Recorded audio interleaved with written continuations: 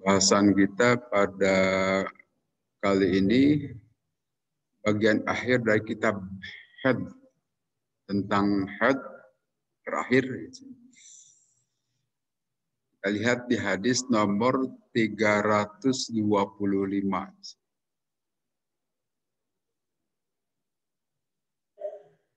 Hadis 325 tidak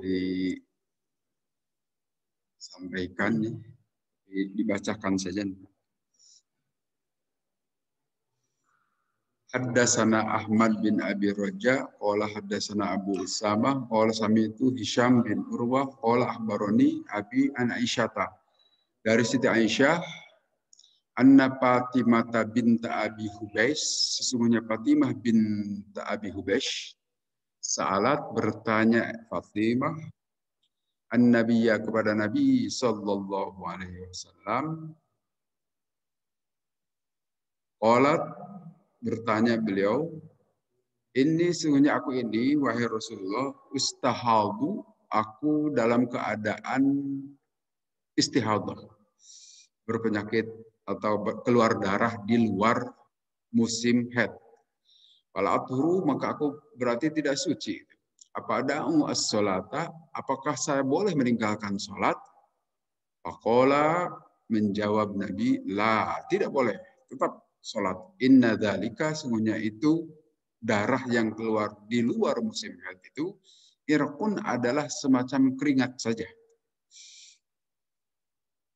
Walakin da'i, tetapi engkau silahkan tinggalkan as-salatu salat qadra ayyami, kira-kira beberapa hari, allati kunti, yang menurut perkiraan engkau tahidina, engkau dalam keadaan haid fiha, dalam hari-hari itu.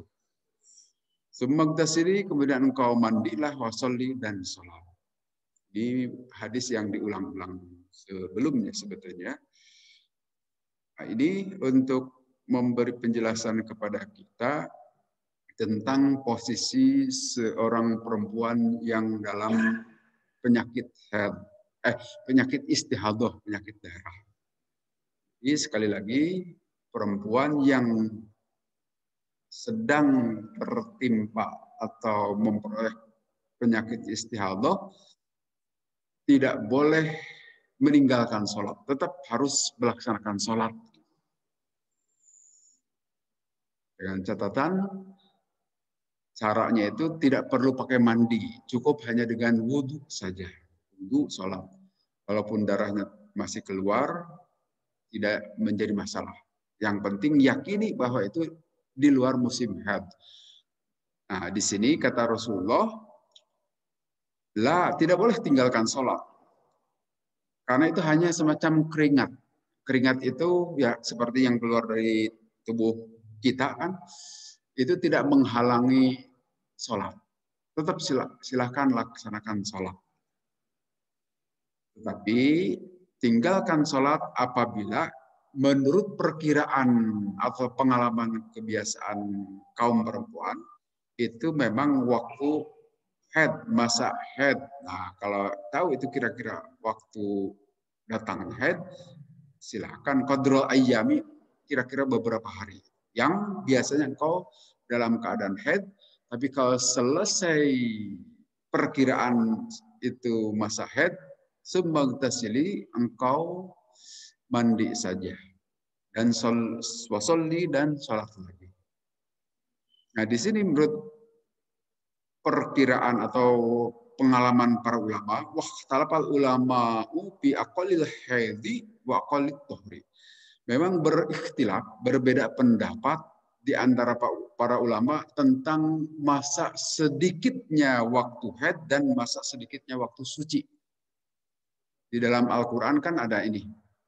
Salah satu kuru, masa iddah. Jadi kalau suami istri bercerai dalam keadaan normal, cerai hidup maksudnya,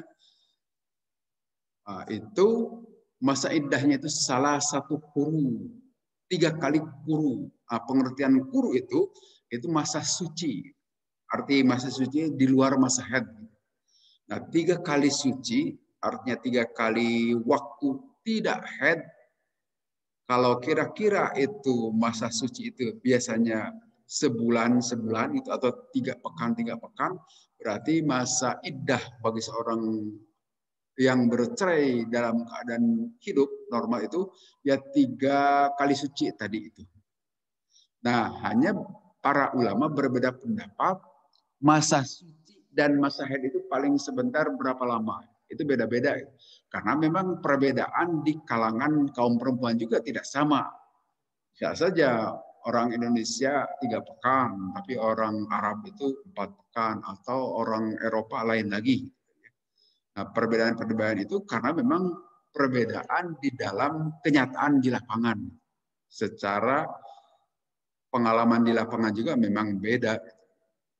Sehingga dengan demikian, di sini ada perbedaan, tetapi di sini annahum ittafaqu ala aksarihis khamsata asyara yaum. Hanya para ulama sepakat perihal paling lama masa haid itu adalah 15 hari.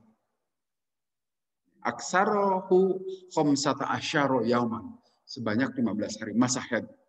Jadi kalau ada seorang perempuan terkena penyakit istihadah terus-terusan di luar 15 hari, maka di luar 15 hari itu hari ke-16, 17 dan sebagainya, pasti yakini itu bukan haid. Itu adalah istihadah gitu. Itu untuk ngukurnya seperti itu. Kemudian menurut Imam Abu Hanifah, waqala Abu Hanifah la yajtami'u aqallut tuhri wa aqallul haidi ma'an. Tidak mungkin berjumpa atau bersamaan masa sebentarnya masa suci dan sebentarnya masa haid.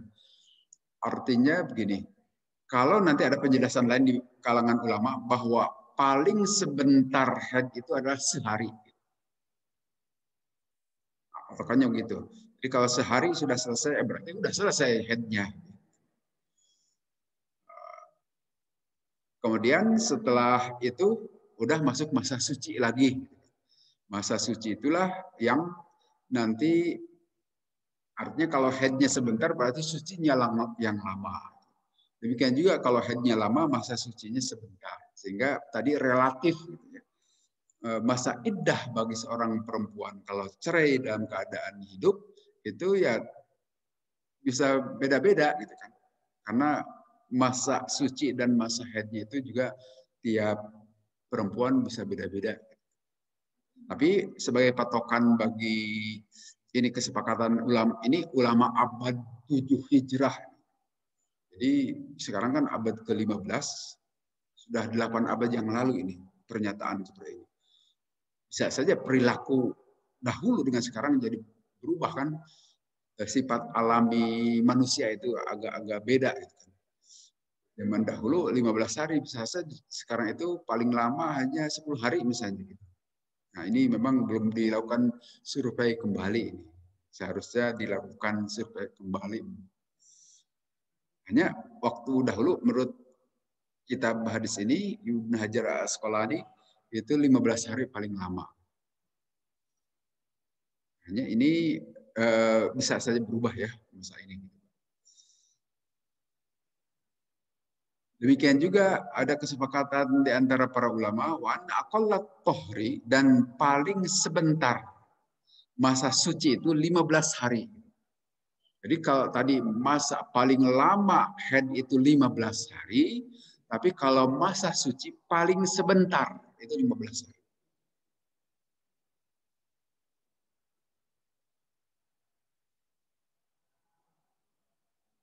Kemudian hadis berikutnya, haddatsana Qutaibah bin Sa'id qala haddatsana Ismail an Ayyub an Muhammad an Ummi Atiyah qalat kunna la na'uddu al-qudrata was-suprata syai'an. Kami tidak menghitung, kami tidak memasukkan keadaan darah yang kotor dan kekuning-kuningan itu sebagai bagian dari haid. Nah, ini salah satu cara atau salah satu cara mengenali apakah itu darah haid atau darah istihadah dari warna darah. Kalau di sini dahulu al-qudroh, kudroh itu kotor. Hanya ini juga terlalu bisa saja di sini ada penjelasan begini. Al-qudroh itu kasodid seperti nanah. Artinya gimana ya? Seperti adakah darah seperti memang nanah itu dari darah. Kan? Tapi yang dimaksud di sini apa bisa semacam keputihan gitu. Wallahu alam. Mungkin silakan para ibu nanti memberi penjelasan atau sekarang juga boleh. Hanya di sini disebutkan semacam keputihan itu tidak dihitung sebagai haid. Di sini disilakan dalam hadis al-qudroh. Diberi penjelasan oleh Ibnu Hajar al-Asqalani itu sodid seperti nanah. Atau asufroh warna kekuning-kuningan itu tidak dihitung sebagai darah haid. Artinya itulah yang dimaksud dengan istihadah. Penyakit yang kalau keluar semacam itu tidak menghentikan seorang perempuan dari sholat, tetap lakukan sholat. Jadi selain tadi dari sisi waktu, juga dari warna atau bentuk darahnya yang keluar itu. Kenali bahwa itu bukan darah haid. Artinya kalau bukan darah haid, kewajiban sholat, melakukan puasa tetap harus dijalankan. Kemudian hadis berikutnya, babu irqil istihadah. Itu keringat istihadah.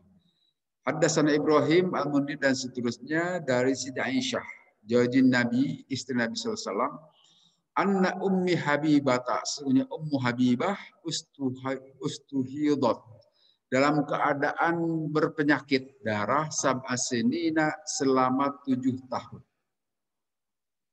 Salat maka bertanya Ummu Habibah Rasulullah kepada Rasulullah SAW andarika perihal penyakit istihadah tadi. Pak Amaroha memerintahkan Nabi antagtasila supaya mandi itu Ummu Habibah. Qala kemudian Nabi bersabda hadza irkun, itu hanyalah semacam keringat. Artinya keringat itu tidak menghentikan seseorang dari melakukan sholat. Dan keringat itu bukan najis. Hanya bau saja itu. Maka ada itu Ummu Habibah tagtasilu mandi likulli sholatin untuk setiap sholat. Nah kalau dalam hadis ini disebutkan dalam keadaan istihadah itu Ummu Habibah. Ummu Habibah itu saudaranya Zainab binti istri Rasulullah ya. Saudari kakak atau adik Siti Zainab. Siti Zainab itu adalah istri Rasulullah. Jadi ini mungkin semacam apa itu istilahnya? Kalau bahasa Sunda mah dahwan. Ipar. Kakak atau adik ipar dalam bahasa Indonesia. Ummu Habibah ini. Beliau dalam keadaan selama 7 tahun terus-terusan istihadah. Bagaimana Rasulullah? Nah, Rasulullah mengatakan engkau tetap lakukan sholat, tetapi setiap mau sholat harus mandi. Padahal di hari sebelumnya tidak perlu mandi untuk orang yang terkena istihadah itu, cukup dengan wudhu. Nah ini nanti ada penjelasan di bawah. Memang hadis ini ketentuan harus mandi bagi orang yang istihadah itu sudah dinasakh, sudah dihapus dengan ketentuan cukup wudhu. Jadi kalau ya ini memang agak jarang-jarang di kita juga. Ya kalaupun ada yang sakit gitu mungkin dianggap head saja. Hal itu adalah tidak menghentikan seorang perempuan untuk tetap melakukan sholat sebagaimana biasanya. Ya, setiap mau sholat tidak perlu mandi sebagaimana dari haid, tetapi cukup dengan wudhu saja. Menurut keterangan Ibnu Hajar di sini, ketentuan itu sudah dinasakh, sudah dihapus hukum itu dengan hadis yang menyatakan cukup saja dengan wudhu.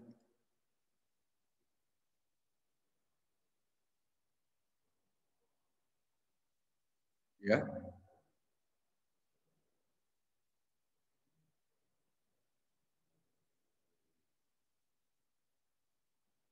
Oh ya, kalau abortus keguguran itu kondisinya itu dia dalam keadaan nifas, gitu kan, Pak ya. Nifas itu sama dengan haid. Jadi kalau pas abortus atau pas keguguran atau memang sengaja dikeluarkan itu kemudian keluaran darah, nah itu dihitungnya sebagai darah nifas. Nah, kalau nifas atau haid itu ya tidak perlu sholat, itu bukan istihadah kali itu, Pak. Kecuali kalau melewati masanya. Nifas itu maksimum itu kan 60 hari gitu. Ya umumnya 40 hari gitu. Nah, kalau melewati 60 hari masih terus keluaran darah, nah itu istihadah. Tapi kalau di bawah 60 hari dihitung sebagai nifas. Artinya tidak perlu sholat. Gitu kan. Dan puasa juga terlarang. Karena abortus ataupun keguguran itu adalah bagian dari proses semacam melahirkan. Hanya melahirkan tidak normal. Jadi keluaran darahnya itu karena melahirkan saja. Dihitung sebagai nifas. Bukan istihadah. Saya kira gitu. Kemudian sebentar Pak, menyambung barusan Pak. Oh, mangga Bu. Terima kasih Pak. Ini yang terkait dengan 60 hari dan 40 hari untuk nifas itu Pak. Yang kira-kira yang paling kuat Pak, apakah 60 hari atau 40 hari? Memang yang sekarang ini kan lebih banyak 40 hari ya Pak. Nah, itu Oh bagaimana? ya, 60 hari itu adalah maksimum gitu Bu. Jadi seperti tadi kan maksimumnya masa haid bagi seseorang menurut pendapat para ulama zaman dahulu ini, ulama sekitar sekian abad yang lalu itu adalah 15 hari untuk haid. Nah, kemudian untuk nifas itu 60 hari itu masa paling lama, tetapi umumnya 40 hari gitu. Sama seperti haid kan umumnya itu 7 harian lah kalau tidak salah gitu. Tidak kalau tidak salah begitu ya. 7 harian, tetapi diberi masa maksimum menurut para ulama 15 hari. Demikian juga untuk nifas itu umumnya itu 40 hari kan 1 bulan. Tetapi menurut para ulama masih ditolerir sebagai masa nifas kalau sampai 60 hari itu. Artinya di bawah 60 hari itu masih dihitung sebagai nifas yang itu konsekuensinya tidak perlu sholat, tidak perlu puasa. Tetapi kalau sudah di atas 60 hari, maka itu dimasukkan sebagai kelompok istihadah. Ya. Gitu. Karena begini Pak, ini Pak yang melahirkan itu misalnya dia itu kan 40 hari, batasnya itu 40 hari. Jadi apakah dia itu keluar darah ataupun tidak, batas nifasnya itu adalah 40 hari. Kalau yang selama ini dipahami oleh banyak kalangan begitu di ibu-ibu. Nah, jadi 40 hari itu pokoknya dia apakah keluar darahnya atau tidak, darah nifasnya atau tidak begitu. Tapi itu seringkali ditunggu sampai 40 hari gitu. Walaupun dia sudah tidak keluar darah. Padahal menurut hadis ini kan tidak begitu ya Pak. Ya. Jadi kalaupun misalnya hanya 1 minggu misalnya setelah melahirkan itu keluar darah nifas, artinya kan setelah selesai itu sholat lagi kan. Tidak harus menunggu 40 hari begitu barangkali ya Pak. Betul Bu. Jadi itu sama seperti tadi haid lah. Kan paling sebentar sehari. Iya. Artinya kalau sehari selesai ya biasa lagi sholat lagi. Begitu juga nifas. Ternyata tidak sampai 40 hari setelah sepekan atau 10 hari, hari ke-11-nya sudah tidak, jangan nunggu sampai 40 hari baru sholat. Itu harus sudah mulai sholat kalau sudah selesai nifasnya walaupun baru 10 hari. Nah, ini salah satu kelalaian di kalangan para ibu itu salah satunya itu. Betul Pak, ini masih banyak Pak yang seperti Oh begitu ya, dikira 40 hari itu masa umumnya normalnya begitu, dan para ulama mentolerir, ya tentu saja barangkali menurut pengalaman, survei dan sebagainya sampai 60 hari. Tetapi sekali lagi ini ulama sekian abad yang lalu, kalau di survei saat ini barangkali tidak sampai 60 hari lagi. Hanya karena saya tidak tahu informasinya sekarang, jadi yang dipegang pendapat ulama zaman dahulu saja 60 hari. Nah, itu adalah waktu paling lama. Jadi kalau misalnya selesai pada hari ke-10, kemudian tidak keluar darah lagi, itu harus mandi karena nifas gitu. Nah, setelah mandi, ya biasa lagi sholat. Nah, ini kalau masih ada berpendapat harus 40 hari walaupun hari ke-30 sudah tidak nifas lagi, nah, itu ada kekeliruan itu. Ya. Berarti dia Ya. tidak sholat selama sampai menunggu sampai hari ke-40. Ya, karena nanti akan terjadi lagi, Pak, mungkin di dalam masa 40 itu kan dia ada siklus mensnya itu kembali lagi dia keluar juga untuk Oh iya. menstruasi. Ada yang juga ibu-ibu itu selama nanti 2 tahun itu nggak keluar gitu. Jadi ada yang seperti itu. Jadi dia itu berhenti saja, tidak lagi head lagi gitu ya. Sehingga suka ada yang kecolongan itulah. Itu mungkin kasus-kasus di ibu-ibu, Pak. Jadi Oh tidak gitu ya. ketahuan bahwa dia hamil lagi padahal belum masuk di masa itu ya 2 tahun. Suka ada yang begitu. Jadi disapihkan selama 2 Tidak tahun. head selama 2 tahun gitu ya. Ya, ada juga yang seperti itu kasusnya. Nah, jadi ini memang kehati-hatian yang untuk ibu-ibu. Terima kasih sekali Pak ini. Ya betul. Ya saya kira mungkin itu di samping itu juga uh, perlu disampaikan barangkali kadang-kadang kaum perempuan ibu itu sudah tahu nih katakanlah waktu asar itu sudah tahu misalnya pukul 3 itu udah berhenti darah headnya itu masih terus ditunggu-tunggu nanti baru sholat atau baru mandi menjelang subuh saja besoknya. Itu juga tidak boleh itu. Harusnya itu waktu asar selesai itu mandilah selesai itu. Artinya kan kehilangan sholat beberapa waktu. Awas bisa terjadi di kalangan ibu yang lalai, tidak begitu perhatian dengan urusan agama. Suka terjadi bisa saja begitu. Jadi jangan dinanti-nanti. Selesai yakin ya tentu saya berdasarkan pengalaman. Selesai head segera mandi dan sholat seperti biasa. Jangan besok lagi aja subuh padahal udah selesai sejak dari kemarin gitu kan. Hati itu juga ya harus jangan begitu gitu kalau sudah tahu karena beberapa waktu hilang kewajiban jadi hilang gara-gara bisa saja ketidaktahuan atau kelalaian. Nah kalau sudah tahu saya kira segeralah kembali ke jalan yang benar gitu. Maaf Pak, saya cerewet nih Pak. Karena ini Ya, masalah penting Pak. Karena masalah penting ya untuk ibu-ibu nih. ya betul. Ini kan kaitannya dengan ini juga Pak. Biasanya kan kalau yang bapak-bapak nih, oh kalau udah 40 hari gitu Pak ya. Jadi kembali lagi ada masa yang membahagiakan katanya setelah 40 hari istrinya melahirkan. Bagi para bapak maksudnya. Jadi kan kalau kaitan dengan itu gitu, nah ini apakah juga masa itu berlaku atau 40 hari itu karena menunggu kesehatan rahim si ibu gitu. Sehingga nanti melayani bapak-bapak kewajiban dengan bapak-bapaknya itu ditunggu sampai 40 hari. Nah ini kan kaitannya dengan itu juga Pak. Jadi Oh iya. gimana nih Pak? Ya, tidak boleh melakukan hubungan suami istri itu dalam keadaan head atau dalam keadaan nifas. Kalau selesai nifasnya itu belum sampai 40 hari, itu sudah boleh lagi. Sudah boleh lagi itu karena ada darahnya itu aja yang terlarang. Malahan nanti di bawahnya itu ya, di bawah nanti ada penjelasan bagi perempuan yang istihadah tidak ada larangan untuk melakukan hubungan suami istri. Boleh walaupun keluaran darah tapi darahnya darah istihadah. Apalagi kalau tadi nifasnya itu di bawah 40 hari, baru 20 hari sudah selesai. Artinya sudah suci kembali dan sudah boleh sholat dan demikian juga hubungan suami istri sudah boleh. Itu kebahagiaan para bapak itu dalam waktu lebih cepat. Gitu kan. Tidak perlu nunggu sampai 40 hari. Cukup 20 hari saja.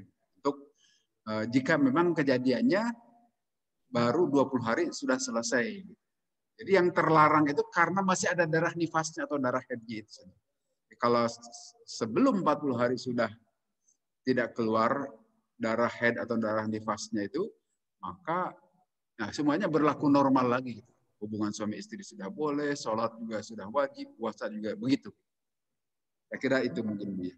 Terima kasih. Hari itu terlalu jadikan mitos itu, karena pengalaman umumnya orang atau umumnya kaum perempuan barangkali 40 hari. Tetapi itu adalah bukan patokan yang sifatnya kaku, bergantung kondisi keadaan tiap-tiap para ibu bisa beda-beda barangkali. Hanya kalau di survei barangkali umumnya itu 40 hari iya. Tapi yang namanya umumnya ini kan sama dengan rata-rata. Seperti rata-rata Sungai Cidurian itu dalamnya 20 cm. Ah, itu bukan berarti semua Sungai Cidurian dalamnya 20 cm. Ada juga yang 1 meter, ada juga yang 2 meter. Bahkan ada yang hanya 1 cm. Ya. Tetapi karena dipakai secara umum, hitunglah 20 cm. Padahal belum tentu semuanya 20 cm. Begitu juga umumnya kaum perempuan 40 hari. Tetapi bisa saja ada yang sampai 60 hari, bisa saja ada yang 20 hari. Hanya kalau di rata-rata 40 hari. Saya kira gitu. Per kasusnya itu bisa beda. Tetapi secara global atau secara umum diambil rata-rata. Saya kira gitu Bu ya. Terima kasih Pak. Ya, masih ada Bu? Sudah Pak, terima kasih. Oh ya. Sangat Jadi menjelaskan sekali Bu. Di sini tadi ada setelah dibacakan hadis tadi kan menurut Ummu Habibah, kalau menurut Ummu Habibah tadi harus mandi setiap mau sholat bagi orang yang mustahadoh atau orang yang terkena istihadoh. Tetapi di sini berdasarkan hadis-hadis yang lain, wa illa hadza dhahaba al-jumhur qalu la yajibu 'alal mustahadohti al-ghusl di kulli sholatin. Kesepakatan ulama mayoritas jumhur la yajibu tidak wajib terhadap perempuan yang istihadah yang terkena penyakit darah itu al-ghusl mandi likulli sholatin untuk setiap sholat. Jadi tidak ada kewajiban mandi. Cukup dengan wudu. Lakin yajibu alaihi al-wudu. Hanya cukup berwudu saja bagi ibu perempuan yang terkena penyakit darah. Tidak perlu wudu. Tidak perlu mandi, tapi cukup wudu.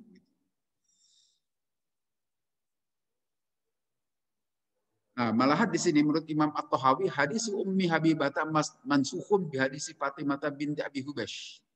Hadis Ummu Habibah yang tadi di atas mansukhun dihapus bi hadis Fatimah binti Abi Hubash dengan hadis dari Fatimah binti Abi Hubash. Li anna bi al-amru bil wudu'i li kulli salatin la ghusli.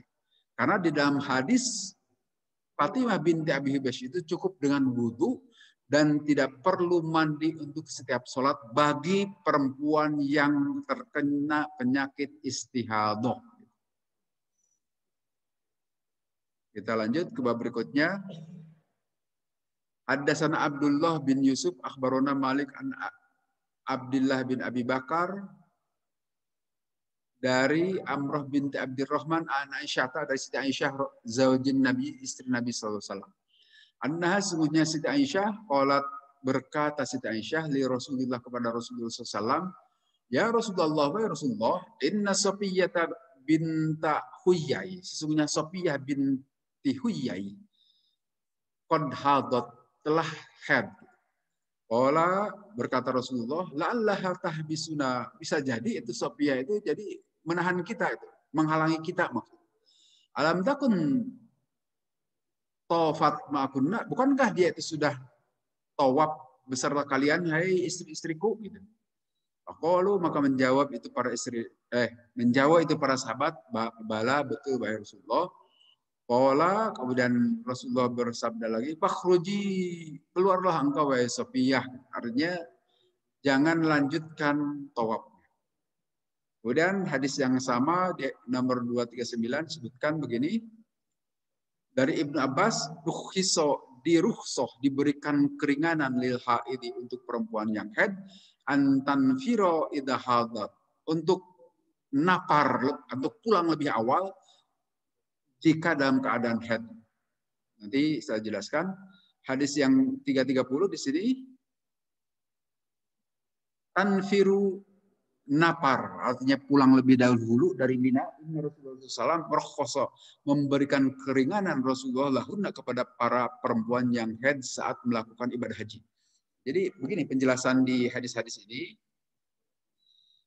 sebagaimana di hadis-hadis sebelumnya bahwa seorang perempuan yang sedang haid tidak terlarang melakukan ibadah haji atau umroh, hanya tidak boleh tawaf saja. Nah, dalam hadis ini diceritakan istri Rasulullah waktu itu haji wada, para istri Rasulullah itu diajak juga haji wada. Ada Siti Sofiyah. Siti Sofiyah ini istri Rasulullah yang berkebangsaan Yahudi. Jadi istri Rasulullah itu, istri beliau itu salah seorangnya orang Yahudi. Itu Sofiyah. Sofiyah ini anaknya, putrinya dari tokoh Yahudi, Huyai bin Akhtab. Nah, supaya Bani Nadir, supaya terjadi perdamaian antara Yahudi dengan orang-orang Islam kaum muslimin saat itu, maka salah satu cara untuk mendamaikan, untuk supaya tidak membangkang saja itu orang-orang Yahudi, salah satu caranya itu Nabi menikahi putri Huyai bin Akhtab, yaitu Siti Sofiyah, dinikahi. Nah, maka setelah dinikahi putrinya itu ya agak jinak itu orang Yahudi yang selalu berkhianat kepada Nabi itu. Jadi nikahnya itu adalah karena diplomasi, politik, nikah politik ini. Kemudian juga Siti Aisyah, saat itu Siti Sofiyah itu dalam keadaan haid. Nah, kata Nabi, waduh kalau gitu bisa menghalangi kita nih gitu kan. Artinya berarti tidak bisa menyelesaikan haji secara sempurna. Bukankah sebelumnya itu sudah tawaf bersama kalian, artinya sudah tawaf ifadah. Tawaf ifadah itu kan rukun haji. Jadi tawaf dalam haji itu ada beberapa macam, ada tawaf qudum, ada tawaf ifadah, ada tawaf wada, ada tawaf sunat. Nah, yang dimaksud di sini Siti Sofiyah itu sudah selesai tawaf ifadah, artinya rukun haji sudah selesai. Tetapi setelah tawaf ifadah itu, beliau itu adalah terkena haid. Nah, padahal masih ada kewajiban tawaf wada kan bagi para jemaah haji yang mau pulang meninggalkan kota Mekah, wajib tawaf wada itu wajib. Nah, tetapi bagi perempuan yang sedang haid setelah tawaf ifadah itu tidak tawaf wada pun tidak apa-apa gitu maksudnya di sini. Catatan bagi para ibu kalau haji nanti atau mau umroh misalnya, setelah selesai umroh, tawaf umroh itu ternyata haid. Nah, itu kan kewajiban itu adalah tawaf wada, tawaf pamitan. Karena kita mau meninggalkan kota Mekah. Tetapi bagi perempuan yang haid itu tidak apa-apa, tidak tawaf wada. Itu maksud di sini. Nah, waktu itu juga Siti Sofiyah tidak tawaf wada. Ya, Pak.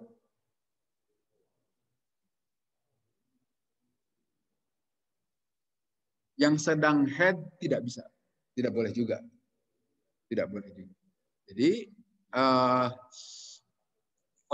masuk ke dalam masjid, jadi perempuan yang sedang haid itu kan itu seperti dalam surat An-Nisa 43 itu disebutkan tidak boleh masuk ke masjid kecuali kalau hanya sekedar lewat.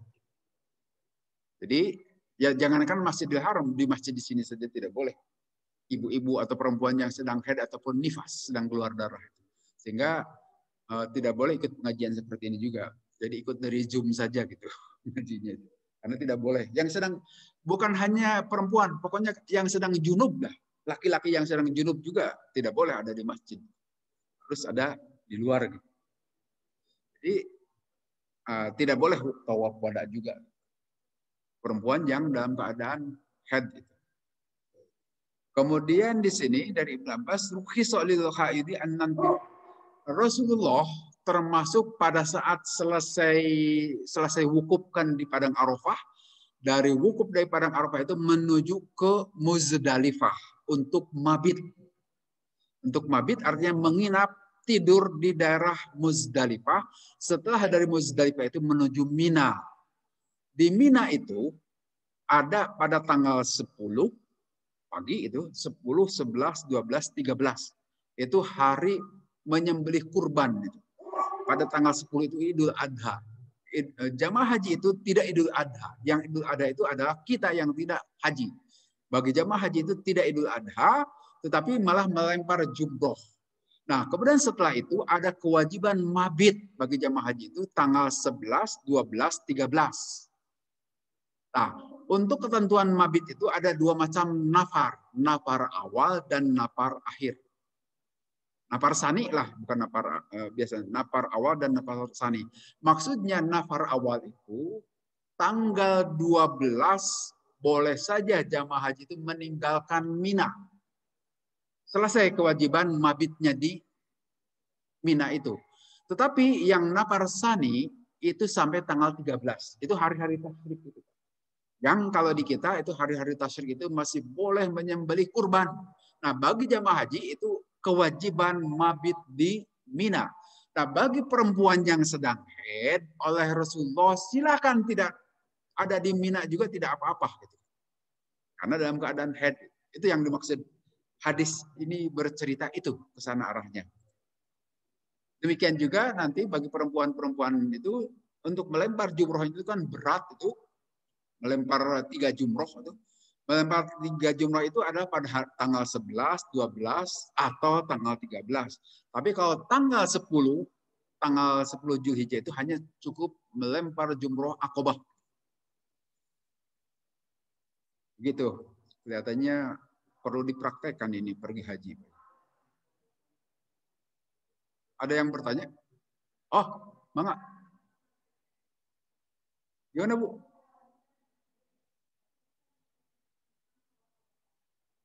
Aduh, tidak jelas saya.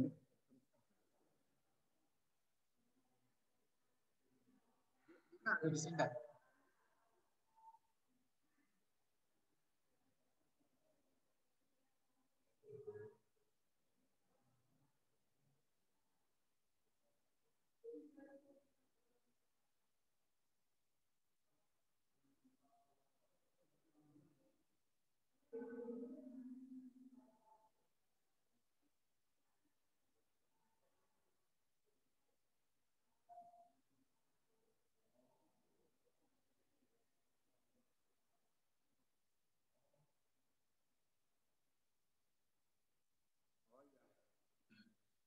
Tawaf wada itu wajib juga.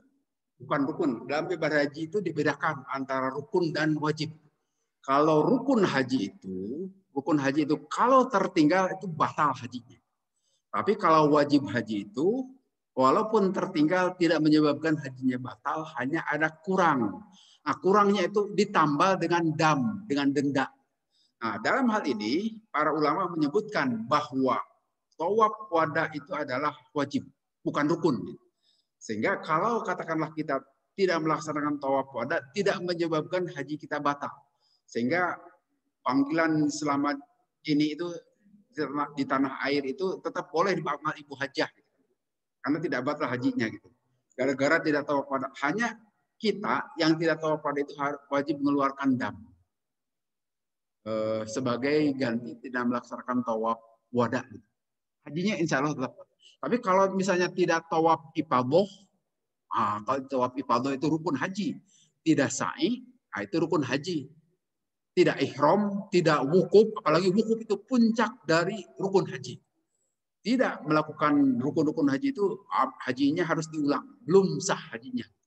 Tapi kalau tidak tawaf wada itu, tetap insya Allah jadi hajinya. Hanya keluarkan saja dam.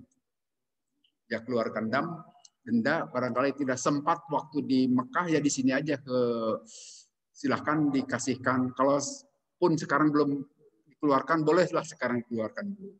Cari saja yang mau menerima. Mungkin di sini juga ada yang mau menerima gitu. Untuk dendanya itu. Hanya besarannya itu nanti ya perlu dilihat lagi apakah sebesar seperti di denda haji tamattu itu kan seekor kambing itu harganya 375 real, kira-kira 2-3 jutaan mungkin ya. Saya kira gitu. Kemudian tadi kembali lagi ke nafar tadi itu ya. Jadi perempuannya sedang haid itu karena mabit di Mina itu hanya wajib, jadi dipersilahkan para ibu itu meninggalkan Mina lebih dahulu. Para ibu yang haid. Begitu juga pada saat melempar jumroh bisa diwakilkan. Ada ketentuan karena itu wajib saja, wajib haji bukan rukun. Nah, di sini kesimpulan dari para ulama atau menurut Ibnu Hajar Al-Asqalani, wapihi hadis di atas itu dalilun sebagai dalil ala annal haidho la tatufu. Sesungguhnya perempuan yang sedang haid itu la tatufu tidak perlu haji tawaf wada tadi. Karena datang haid, kalau mau pulang saja dan tidak didenda. Kemudian hadis berikutnya, Haddasana Ahmad bin Yunus an Juhair qala haddasana Hisam an Urwah an Aisyah dari Siti Aisyah qala berkata Siti Aisyah qala bersabda Nabi sallallahu alaihi wasallam ida akbalat di mana-mana datang al haidatu haid padai as-salata tinggalkan itu salat wa ida adbarat tetapi apabila pulang itu haid artinya selesai pauksili maka silakan mandi itu anki dari engkau adamad darah wasoli dan sholat. Artinya bersihkan darah dengan cara mandi. Ini seperti biasa untuk mengingatkan saya diulang-ulang. Pada saat datang haid, hentikan sholat. Tetapi selesai haid, segeralah mandi dan sholat kembali. Nah, kemudian di sini ada pendapat para ulama. Idza ja'atis sholatu jawaja wal awaqtu aula li anna amr as-salat a'dham min amri jima. Nah, untuk perempuan-perempuan yang terkena haid itu kan tidak boleh berhubungan suami istri. Tetapi kalau itu bukan haid, istihadah boleh. Apa sebab? Karena dalam keadaan istihadah diharuskan sholat. Sholat itu harus dilakukan dalam keadaan istihadah. Padahal sholat dengan jima itu lebih utama sholat, apalagi jima dibolehkan, gitu. Itu logikanya menurut para ulama. Nah, sekarang yang jadi masalah, bagaimana dalam keadaan haid juga melakukan jima. Nah, jangan tanyakan kepada yang sudah usia di atas 50, tidak ada itu. Tapi tanyakan kepada Pak Hendy itu yang masih muda, ya, yang masih muda-muda itu maksud atau Pak Entis mungkin. Bagaimana tuh? Nah, itu nanti memang dilarang kan sesuai dengan ayat Al-Qur'an. Wa yas'alunaka 'anil mahid qul huwa adza. Mereka orang-orang bertanya perihal haid. Jawablah huwa adza itu adalah kotoran. Sehingga tidak boleh mendekati perempuan haid hatta yatqurna sehingga bersuci dahulu. Tetapi itu kan dalam kondisi seharusnya begitu. Tapi yang terjadi kenyataannya kadang-kadang tidak tahan juga itu bapaknya itu. Suaminya maksudnya tidak tahu itu pura-pura tidak tahu itu. Tetap juga menerjang gitu kan. Nah, nanti memang tidak ada hadis atau ayat Quran apalagi yang menyatakan itu. Tetapi ada pendapat ulama daripada ke mana meni gitu kan, daripada melakukan pelanggaran lebih enggak apa-apa, tapi kena denda, harus bayar sedekah saja. Ya, Pak, termasuk Pak Udin barangkali masih muda juga ya Pak. Nah, silakan nanti didenda saja, bayar sedekah, bayar semacam dam, gitu kan. Tapi itu dalam keadaan sangat luar biasa, jangan dibiasakan. Kalau dibiasakan itu mirip Nasrani, gitu kan. Itu juga hanya pendapat ulama saja, boleh saja, gitu kan. Dalam mazhab Syafi'i begitu harus bayar dam saja. Tetapi tetap hukum asalnya tidak boleh, terlarang.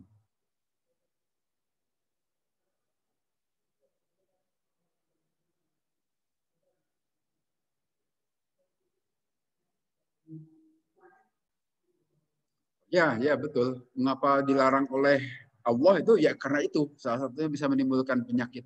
Karena yang namanya darah haid itu ya kotor kan.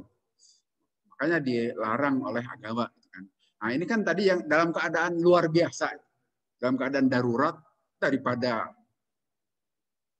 jajan kemana mandi gitu kan. Itu sudah nggak apa yang di rumah saja. Gitu. Tapi kena dam gitu. Bahwa itu dilarang, hukum asalnya tetap tidak boleh dilarang. Tahanlah di sini. Kan tadi dalam keadaan darurat. Bahwa itu dilarang ya jelas ada hikmahnya. Itu salah satunya adalah itu penyakit. Tidak boleh. Kira gitu. Kemudian di hadis berikutnya, Haddatsana Ahmad bin Abi Suraj, qala ahbarona Syababah, dan seterusnya.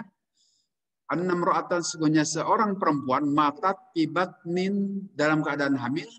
Fasolla, maka menyolatkan alaiha, kepada perempuan tadi, Nabi SAW, baqoma wasatuha. Nabi SAW mengimami sholat jenazah di tengah-tengah jenazah perempuan. Nah, ini pelajaran bagi kita juga ini Pak ya, yang mau menyolatkan sholat jenazah. Bagi jenazah perempuan, bagi imam itu maksudnya, kalau jenazah itu jenazah perempuan, berduduk atau berdirilah imam di tengah-tengah jenazah itu. Ini pelajaran.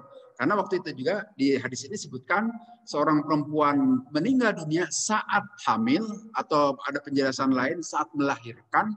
Kemudian Nabi menyolati jenazah ini dengan cara beliau berdiri di tengah-tengah jenazah itu, di perut. Jika itu jenazah perempuan. Nah, kemudian untuk jenazah laki-laki itu, kalau jenazahnya itu laki-laki harus di daerah kepalanya, posisi kepalanya. Nah, bagi siapa ini? Bagi imam. Nah, tentu kalau kita sebagai jamaah amanlah, tidak ada. Hanya bagi imam kadang-kadang suka lupa itu imam juga, karena sholat jenazah itu kan tidak tiap hari. Mana nih? Kadang-kadang suka tertukar, laki itu di tengah-tengah perutkah atau di kepala. Nah, suka lupa-lupa kalau jarang-jarang sholat jenazah. Tapi kalau ini pegang saja, sekali lagi, untuk jenazah perempuan, berdirilah imam di tengah-tengah, di perutnya, wasatoha, di tengah-tengah, artinya sekitar daerah perut. Tapi kalau untuk jenazah laki-laki, itu imam berdiri sebelah kanan lagi, di kepalanya. Nah, kalau nanti kita sebagai jamaah, ada yang mengimami sholat jenazah, ternyata salah posisi, Pak Imam bukan di tengah-tengah, ini jenazah laki-laki, kasih tahu saja itu oleh kita. Sama seperti pada saat kita sholat wajib ini kan, kalau imam salah harus diingatkan oleh makmumnya. Nah, begitu juga kalau sholat jenazah. Bisa saja lupa juga imamnya itu. Atau tidak tahu ini perempuan laki-laki itu. Nah, kalau perempuan di tengah-tengah, kalau laki-laki di kepala. Ini hadis sahih yang diriwayatkan Imam Bukhari. Ketentuannya begitu. Tapi di sini kita tahu kan perempuan yang meninggal saat melahirkan termasuk syahidah. Tetapi di sini urus bagaimana biasa, artinya dimandikan, kemudian dikafani, disolati, dan dikuburkan. Tapi kalau syahid yang meninggal, tewas di medan peperangan, tidak perlu dimandikan, tidak perlu dikafani, tidak perlu disolatkan, langsung saja kubur di tempat itu. Ya, tidak perlu diurus. Dengan baju, dengan kondisi apa yang dipakai saja, itu sebagai kain kafannya itu bajunya, langsung saja dikubur. Itu kepraktisan dalam ajaran Islam itu. Coba kalau harus dalam keadaan peperangan harus ngurus jenazah, wah repot itu kan ya. Dari sisi kerepotannya itu, belum tentu ada air juga tuh seperti waktu di Uhud. Tapi langsung saja dikubur di situ, tidak perlu disolatkan. Loh, kenapa justru orang yang mati syahid? Jangan, itu istimewa. Tak perlu disolatkan juga akan disambut oleh malaikat. Sebagaimana yang ada itu kemarin video yang dibagikan Pak Haji Wawa kan, orang yang suka mencari ilmu saja memperlakukan begitu kan. Ceritanya di Damaskus di Syria ada seorang penggali kubur, beliau itu diminta oleh seorang perempuan, saya ceritakan lagi ya Pak ya, supaya ini untuk pelajaran bagi kita. Ada seorang perempuan minta digalikan kubur untuk menguburkan salah seorang anaknya. Nah, saat dia si tukang kubur itu menanam jenazah tadi ke liang lahat itu, dia itu pingsan. Si penggali kubur itu pingsannya itu apa? Baru diceritakan setelah nanti beberapa bulan kemudian. Karena pada saat mau menanamkan, mau menyimpan si jenazah orang tadi ke dalam kubur, dia melihat taman begitu indah dan ada dua orang yang datang menyambut jenazah tadi itu dalam keadaan serba putih, serba bersih, gitu kan. Yang berada di taman-tamannya itu yang kemudian baru disebut taman, bagian dari taman-taman surga. Nah, karena baru melihat pertama kali, maka si penggali kubur itu langsung pingsan. Nah, kemudian sekitar 3 bulan kemudian, si perempuan yang sama itu datang lagi, minta digalikan kubur lagi untuk mengubur anaknya yang kedua. Nah, saat menguburkan anaknya yang kedua juga sama, si penggali kubur itu melihat saat mau menanamkan si jenazah itu, melihat ada taman-taman indah dan ada 2 orang yang berkuda mau menyambut kedatangan si jenazah itu. Nah, tapi pada saat itu si penggali kubur itu tidak pingsan. Nah, setelah itu langsung si penggali kubur itu naik ke atas dan bertanya kepada si ibu yang minta digalikan kuburnya itu. Loh, ibu, mengapa saya memperoleh keanehan ini? Saat dulu mau menguburkan orang pertama itu, saya melihat taman yang indah. Demikian juga barusan yang menyebabkan waktu pertama itu saya jadi pingsan, tapi sekarang itu saya tidak pingsan. Nah, diceritakan oleh ibunya, oleh perempuan tadi, memang 2 orang yang dikuburkan itu adalah anak saya. Anak yang pertama itu anak yang senang belajar, mencari ilmu, thalibul ilmi, senang belajar, sedangkan anak yang kedua itu adalah anak saya yang senang berjualan, berdagang. Tetapi hasil perdagangannya itu dipakai membiayai saudaranya dalam pesantren, itulah dalam bahasa kita, untuk biaya pesantren. Dua-duanya anak saya yang satu suka pesantren, suka belajar, yang keduanya suka berjualan, tapi hasil jualannya itu dipakai untuk membiayai saudaranya itu. Sehingga di situ dibuktikan, ini diceritakan, bisa dibuka lagi di videonya, itu membuktikan bahwa orang yang senang melakukan belajar saja disambut demikian indah waktu masuk ke alam kubur. Apalagi yang syahid. Yang syahid itu bahkan disebutkan di dalam Al-Quran, wala taqulu liman yuqtal fi sabilillahi amwat bal ahya'u walakin la tash'urun. Jangan katakan kepada orang-orang yang mati syahid itu mereka mati. Tidak, mereka hidup. Tetapi kalian saja yang tidak tahu. Nah, maka untuk orang yang mati syahid itu ada keistimewaan. Tidak perlu dimandikan, tidak perlu disolati, tidak perlu dikafani, tidak perlu disolati, langsung kuburkan saja. Bukan berarti kita kok tega-teganya, kok diperlakukan seperti kucing saja. Tidak, itu istimewa. Justru yang mati syahid itu tak diperlakukan itu juga sudah memperoleh keistimewaan. Nah, yang dimandikan, yang dikafani, disolat itu jenazah kita pada umumnya. Kalau tidak mau dibegitukan, ya harus syahid gitu itu. Tapi pergi ke Palestina dulu. Itu langsung dikubur. Kalau di Indonesia tidak tahu kapan ada kesempatan itu. Kemudian hadis terakhir, Haddatsana Hasan dan seterusnya dari Siti Maimunah, jaujan Nabi, istri Nabi Sallallahu Alaihi Wasallam, annaha sesungguhnya Siti Maimunah itu kanat ada beliau takunu haidon dalam keadaan haid, la tusolli dan beliau tidak sholat. Wahya mubtasyatun, beliau itu duduk iftirosh. Duduk iftirosh itu seperti duduk kita saat tahiyat awal. Apa ya? Mungkin emok lah, semacam emok atau duduk para ibu itu iftirosh, atau duduk kita sekarang ini adalah iftirosh. Nah, kemudian waktu itu Nabi Shallallahu Alaihi Wasallam itu dalam keadaan sholat, malahan sujud. Pada saat sujud itu kepala Nabi terkena terhadap badan atau kain Siti Maimunah. Padahal kita tahu Siti Maimunah dalam keadaan haid, berdarah. Tetapi pada saat Nabi sujud itu terkena dengan kain atau pakaian Siti Maimunah. Nah, ini juga ada beberapa informasi atau berita yang bisa kita peroleh dari sini, itu menunjukkan bahwa rumah Nabi itu kecil, sehingga untuk selonjoran mungkin Siti Maimunah ya sebagai seorang istri ingin duduk santai, ya tidak ada kursi kan, duduknya itu ya di lantai saja. Nah, pada saat Siti Maimunah duduk, di situ juga Nabi sholat, ya sholat sunnah maksud di sini ya. Karena sholat sunnah itu memang sebaiknya lakukan di rumah. Tapi kalau sholat wajib jangan sekali-kali di rumah, kecuali dalam keadaan sangat terpaksa. lakukan di masjid kalau sholat wajib itu seluruh waktu.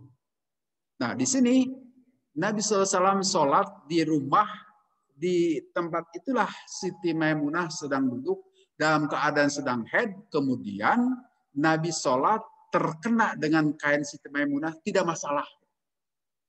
Karena sekali lagi, perempuan atau ibu-ibu yang sedang haid itu, walaupun dalam keadaan tidak sholat dan ada najis di dalam darah haid itu, badannya, jasadnya suci. Tidak masalah. Jadi pada saat kita sedang sholat itu, ada, ya kalau di rumah tentu saja ini bukan di masjid ya. Di rumah, di samping kita ada istri kita yang sedang haid, tidak ada larangan. Boleh-boleh saja. Atau tadi di kamar kita itu, kita sholat, kemudian di depannya ada kaki. Karena seperti itu juga kan, kalau dengan Siti Aisyah, Nabi SAW itu sholat, tapi di depan tempat sujud Nabi itu ada kaki Siti Aisyah. Kalau Nabi sujud, Siti Aisyah itu menekuk kakinya. Tapi kalau Nabi berdiri, Siti Aisyah kakinya itu diselonjorkan lagi. Itu juga memberikan gambaran betapa sempitnya rumah Nabi. Itu pemimpin alam seperti itu kan, sempit saja rumahnya. Nah, dan di situ juga memberikan gambaran bahwa tadi tidak apa-apa kita bercampur gaul dengan perempuan yang sedang tidak najis. Posisinya itu suci. Yang najisnya itu adalah ya darahnya saja. Tapi kalau badan yang lain-lainnya suci. Gitu. Itu hadis yang terakhir menyatakan anna ainal haidi wan nufasai tahiratun li anna sabahu kana yusibuha idza sajada wa hiya haidun wa la yadurru dzalik. Gitu penjelasannya. Sesungguhnya jasad perempuan yang sedang haid atau sedang nifas itu tahiratun suci. Di anna sabahu kana sesungguhnya pakaian Nabi SAW berkenaan atau mengena terhadap istri beliau Siti Maimunah pada saat beliau sedang sujud, pada Siti Maimunah dalam keadaan haid dan tidak menyebabkan sholat Nabi rusak atau membatalkan sholat. Sholat beliau jalan terus walaupun terkena dengan istrinya yang sedang haid. Itu saya kira mudah-mudahan sejumlah penjelasan mengenai haid bisa memberikan manfaat.